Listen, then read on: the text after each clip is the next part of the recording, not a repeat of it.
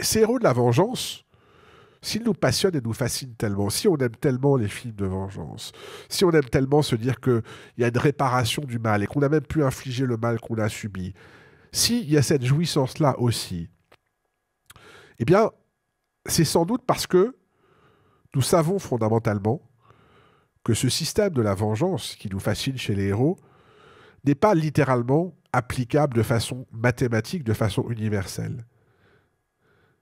Autrement dit, c'est l'apanage de la fiction parce que ça ne peut pas être la norme dans la réalité. Qu'est-ce que je veux dire par là?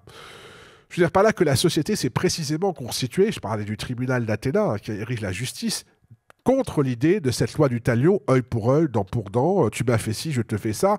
L'ordre s'est constitué, la société, la justice, pour sortir de la logique de la vengeance. Parce qu'elle est littéralement infinie. Vous savez, si tout homme qui en tue un autre doit être tué, le problème, c'est que ça ne s'arrêtera jamais.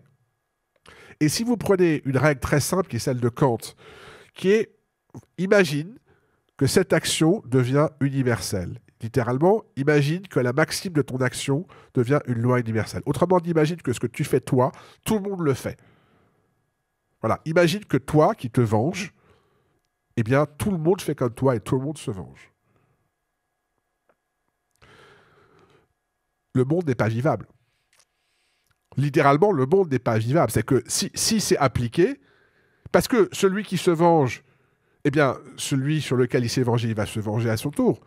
Donc, c'est infini. Donc, nous savons bien, fondamentalement, que la logique de la vengeance n'est pas universalisable, comme disait Kant.